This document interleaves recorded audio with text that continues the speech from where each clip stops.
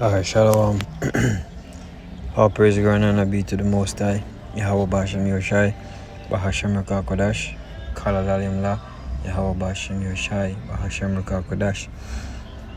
Yahweh is the true name for the Heavenly Father, and Yahweh Shai is the true name for His Son. Double honors to our apostles of James, Grimmer Stone, salutations to you, Akim, pushing this truth in our sincerity. You so-called Negroes, Latinos, Native American Indians, West Indians, we are the real Israelites. We are the chosen people of the Heavenly Father, where the Most High has scattered us into all countries, into the four corners of the earth, alright, for our punishment because of our disobedience, which disobedience we continue to do up until this very day. Like, for example, the celebration of Mother's Day, alright, that's being disobedient to the Most High, because Mother's Day celebration is of paganic root. Alright, it's rooted in paganism. Alright, and the scriptures strictly on Yahweh warned us not to follow the ways of the heathen. Alright, that is the reason why he actually killed out a lot of people, alright, in the land before him bring Israel into the land because of the wickedness that they were doing. And he warned our people, say, oh, don't do what them do when you go into the land. Else you have to go get him a destroyer. And henceforth we did. And we get the punishment. And to this very day, people continuously being rebellious. Alright, celebrating Easter, Mother's Day, Father's Day, but that not celebrated that much, but that is it to any one of them. Christmas, yeah, Ash Wednesday, you name it.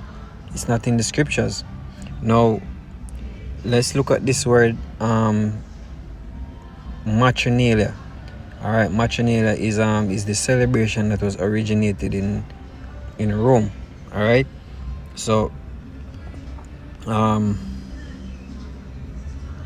Matronalia, the origin of Mother's Day. That's what we're gonna look at. Alright, that word Matronalia, matron, matronalia, matron come from mater, which mean mother. Alright, so when Mother's Day, our woman, our mothers start to get celebrated, right? This was a specific point in history that began. Alright, Matronalia and matronalia, that's where you get mater, is where you get when you hear the word alma mater, alma is in, and mater, nourishing mother. Alright, so, and they worship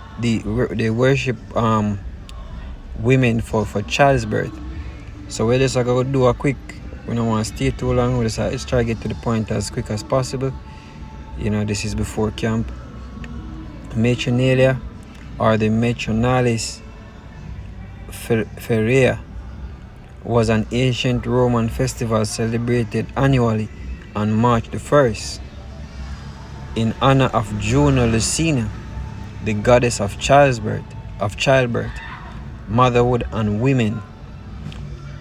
Often considered a precursor to Mother's Day, it was the day for women to receive gifts from husbands and daughters, offer prayers for family, and sometimes prepare meals for household slaves who were given the day off. Key details of Matronalia: date and significance: celebrated on the calends of March 1st, which was the historically Roman New Year, making it a time for renewal, which that would have been at the time of spring. And that is some of the things that we use to show you that even the new year don't begin in January, right?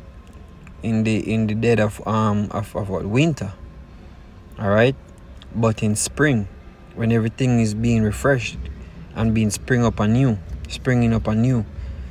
right? But nevertheless, this is when they celebrated this Matronalia, worship of Juno Lucina. Women marched to the temple of Juno Lucina on the Equiline Hill, carrying flowers and offerings, prayers for their families. Alright, and see, we in at the time now, because Sunday, which is tomorrow coming, is the celebration of their mothers, of their so-called Mother's Day. Alright, And it all go back to what woman worship, okay, which is strictly against the scriptures. Mother's Day, right, is not according to the scriptures. It is wrong. All right, we're showing you from historical standpoint where it really comes from. All right, a day when she is being worshipped and nothing is scripture. Even Yahushua said to Satan that Yahweh alone should be worshipped, man. Him alone should you serve, you know, through Yahushua. All right. Customs and ritual. Women wore their hair loose when at the temple, avoided wearing belts and knots, symbolizing a free and open state for childbirth. Gift giving. Husband gave gifts to their wives and lovers to their partners, leading it to be called the woman's Saturnalia, which is Saturnalia is another pagan worship. That's where you get where them get the day Saturday from, the worshipping of the goddess Saturn. Yeah, the god Saturn, which is a pagan god. These not real gods, man. These are fake, made up. Origin: the festival commemorates the peace brought by a Sabine woman between the Romans and the Sabines. The festival was a crucial part of Roman society, focused on the sanctity of marriage and the survival of the family unit, which wives often seen as the protector of domestic harmony. Now, these are some of the things I'm going to show you that we in Rome all over again. All right, different symbolism, over sexualization. Same thing happened in Rome. A stretched out military. All of these pagan worshiping come back. Certain symbolism, language, like how the court system is embedded in Latin, and all of those things. Show you that we in Rome all over again. But nevertheless, let's get to this precept. All right, when Yahushua this was said to Yahushua about his mother, right? In Luke 11:27, and it came to pass as he spake these things, a woman of the company lifted up her voice and said unto him, Blessed is the womb, or blessed is the womb, right, that bear thee, and the paps which thou hast sucked. All right, and that is one of the way. And Yahushua quickly shut this down, man. He quickly shut it down. And no, it's not blessed or that, or blessed is no paps nor no womb. And that's why you have people, especially Jake, this vagina worship thing, man. And the symbol of the vesica spices where you see Rastafarian always a push up. You know what I mean? It's paganic. Yeah? You go back straight to like a woman worshiping, man. Which is strictly okay. Hold on.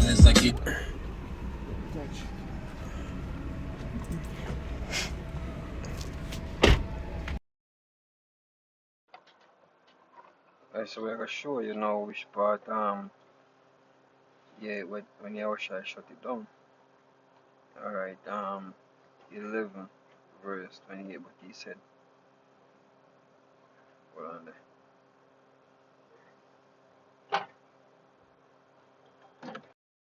You move? No, I'm not moving. Some water like you, huh? Some iron up on water. As soon as I get home, this room was Yeah, shit, Salakia. Yeah, hope you hear me same way.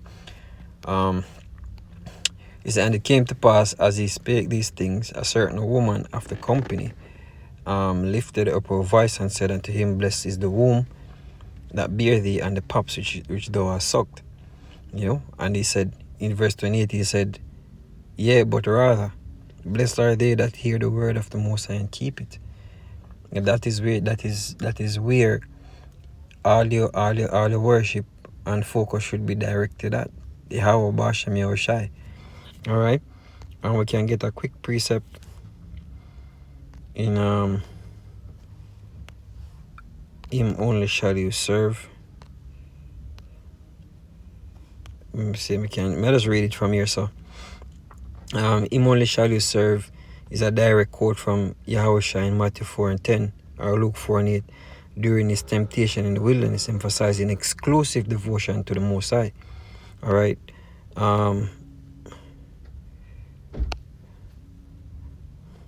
Luke 4:8.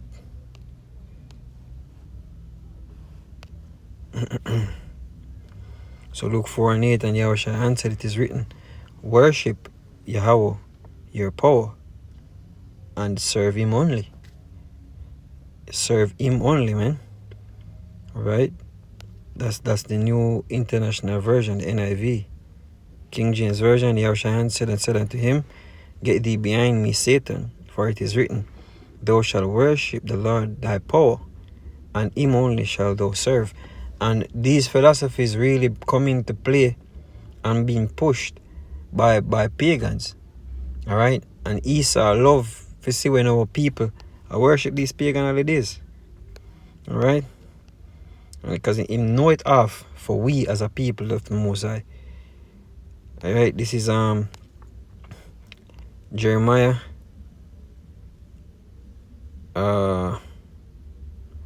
Jeremiah, what minute now? Whoa.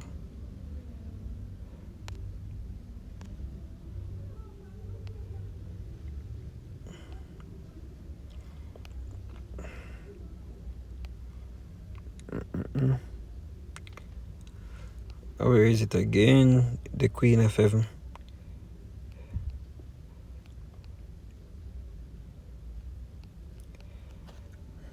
Hold on.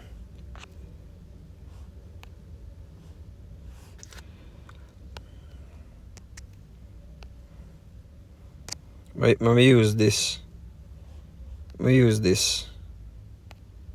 Jeremiah.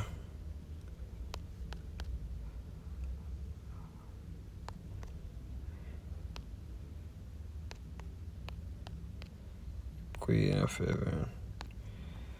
Yeah, Jeremiah 7:18. The children gather wood, and their fathers kindle the fire. Alright, and the women knead their dough to make cakes to the Queen of Heaven, and to pour drink offerings to other gods, like they are doing today. Alright, that they may provoke me to anger. So that's what happened when you do these things. They provoke the Most High to anger, and it's the reason why this destruction, like the famine, is coming. It's the reason why they civil unrest, diseases, and pestilence is coming. Alright, the destruction in its entirety because of what? The wickedness of our people. The wickedness of our people continue to do. Yeah. Alright, and then try to justify it. Alright, the Most High saw these things and he make him angry, man. Alright, Jeremiah 10:1. Hear the word which Yahweh speaketh unto you, O house of Israel. Because these words is for you, the Israelites. Alright, not for everybody. Yeah, the laws were given unto you to keep, and part of the laws is to make no other gods before him. Yeah, and women in this society is worshipped so much that they're being deified. Alright, they are basically people. They are basically a deity based on how people worship them in today's society. Alright, just say the Lord learned at the way of the Eden, and being dismayed at the signs of heaven. Alright, for the heathens are dismayed at them. And these are some of the signs of heaven. When you look this up, Bible interlinear, it not gonna allow me, but you go back to heaven, also worshiping signs in the heavens. Seeing worshiping signs in heaven, worshiping women. And I think the goddess or the false god there that they were baking cakes to was Astarte. Alright, so what this lesson was edifying to do, hopefully. Like, shalom.